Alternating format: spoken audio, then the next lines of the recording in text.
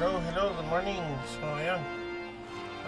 For today's video, ipakita ko lang sa inyo yung ginawa ko kay Bolts na kung mga napapanood nyo na nakaraan, naka-full support ako. Pero since na-kompleto na natin tong Frozen set. So, minsan, sa runs, pinaglaran ako ng full DPS kasi naka-max light naman yung priest ko. So, nagawa ko siya using Heraldry slot expansion. So, if makikita nyo yung Heraldry slot expansion, nandito siya. Saan yun? Ito. Heraldry page expansion coupon. So, pag binili nyo to, permanent na to, mag-open yung Heraldry slot to dito. Kaso, ang problema dyan sa Heraldry slot na yan, bibili nyo ulit lahat ng plate nyo. So, kasi hindi siya napapasa, hindi ito na mamove eh. Unable to move. Kasi hindi rin siya nagtitake effect. Tingnan nyo HP ko. Pag naka-slot 1 ako, yung pang same 100,018. Tapos magic ko 6882. Sa slot 2 110 lang. Tapos ang magic ko lang dito 6367. So sorry, may aso. So, ayun. Ang slot 2 ko, focus ako sa DPS. So, currently, naka-basic lang ako. Walang mga magic attack. Kasi mahal ngayon sa mga plate na may magic attack. And nandito lahat sa full support ko yung may magic attack. Ayun. 59.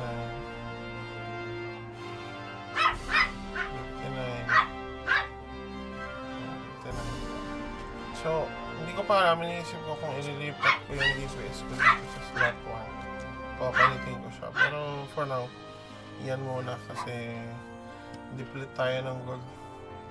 Nag-upgrade kasi ako ng 2-star. So, ayan. Currently, pag DPS, for me, ang required na plates, charge bolt. Ito talaga. Kasi pag hinit mo to, mas malaki yung hinihit mo. Parang 3 or 4 times siya tatamaan ulit. So, maganda tong damage na to. And medyo pricey. Kasi right now sa TH, 1,000 gold to eh. Pero nabili ko to 700 gold. Hindi ko alam ba't. Hindi ko alam tama yun or medyo OP. Pero mahirap kasi na to i-farm. Wala lang farmer ngayon eh. Sa lower stages. Tapos, lightning bolt. Ito hindi siya ganun ka-required, pero okay din to, additional DPS. Chain lightning, ito required din to. Tapos holy burst, sana yun, required din na holy burst.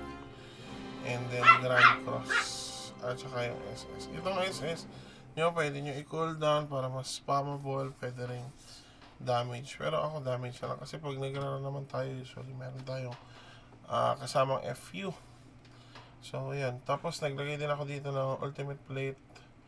Tapos, yung basic plates. Intellect, life beat, health, magic, fatal. Naglagay na ako dito ng fatal kasi kailangan ko lang kahit pa paano ng crit. Itong iron wall tsaka tent, baka palitan ko to ng trash plate na magic attack. Yung iniisip ko dito.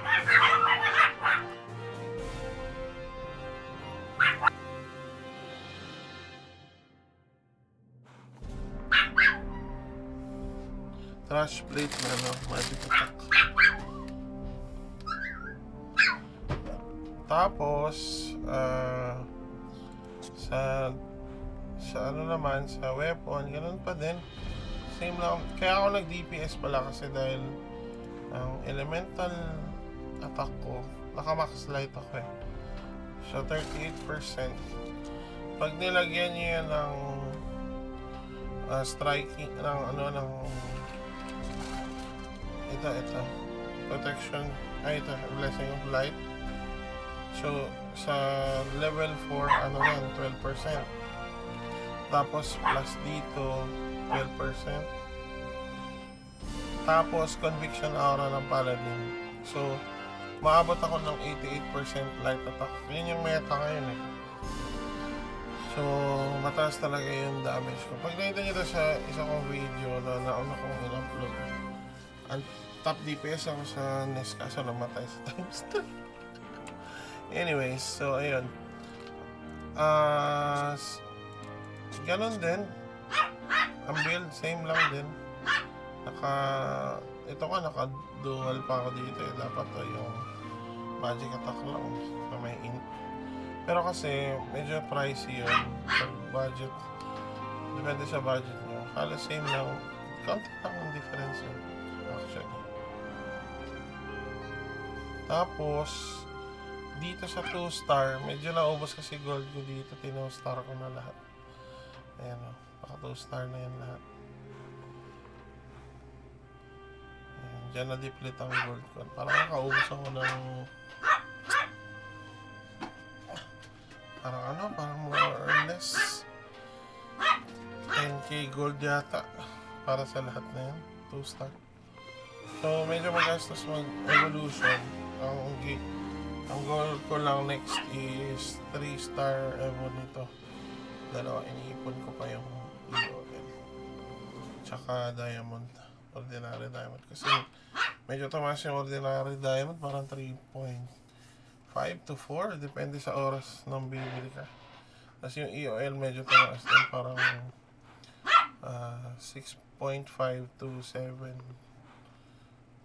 Ayun. So, kaya sa skill build naman, ito ang default kong skill build. Hindi ako naglalagay ng buff kasi pag nag-run ka ng DPS naman, merong full support ng priest, so hindi mo kailangan ng buff. Pero kailangan mo ng MR. Lalo pag sa classic, kailangan mo talaga ng MR.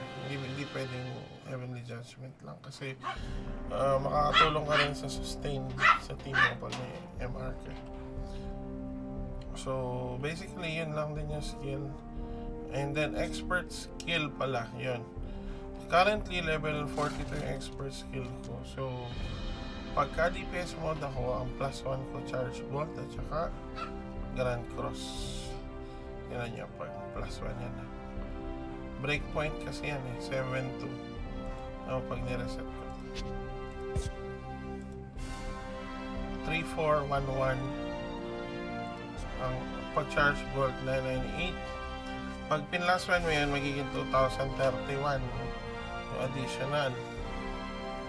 Dito, pag pinlast 1 mo to, magiging 7-2. So, kaya ang nilalagay ko dyan, Grand Cross tsaka charge bolt. Kaya pala Grand Cross kasi mas safe to pag mag-DPS kayo. Kasi yung Dragon sa classic mode, ang unstable, ang dami nilang bugs. Hindi ko alam ba't ayaw nila ayusin yung dungeon. Pag nag-fail yung run nyo dahil sa bug, di ba sayang ang oras, ang tagal pa naman. So, di ba lahat kagaya ng mga top DPS na 30 minutes, 40 minutes lang yung run eh. So, tayo pag nag-run tayo ng pub, medyo matagal. So, pag nag-fail siya dahil lang sa bug, nakaka-stress siya actually. So, dapat siguro ayusin ang admin yun. Kasi, yun naman ang ano nila. Tapos, ayan, tapos, yan ang nilalagay ko, Grand Cross plus 1. Anyways. So, yung expert level, kino-continue ko lang i-grow unti-unti. Pero ito, unti-unti na kasi, ano na eh, nakuha ko na yung dalawa eh. Pero actually, pwede ka pa maglagay dyan. Nakakuha ka pa ng additional SP, pwedeng itong heal o kaya block. So, useful yung ganong skills, especially sa mga mahirap na dungeons. So, sa combined skill naman, nakafocus ako sa magic attack at saka final damage. Kasi, pag na-max mo yan, additional 100 din yan. Para kang naka 2 plates na FD. Third stat. So, maganda to. And then, pag may SP pa, critical. So, ayun, yun lang. Bigyan ko kayo ng short guide sa paggawa ng DPS na priest. So, make sure lang na una, ma-max light nyo. Kailangan nyo talaga itong complete na SDN equipments para sa max light attack. And then, yung heraldries, ang required ito, charge bolt.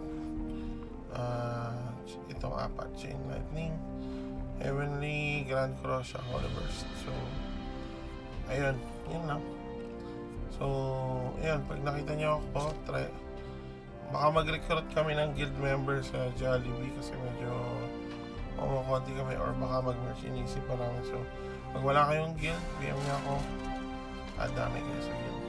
Lalo mga Pinay players na solo lang. Thank you. See you sa next video. Bye-bye.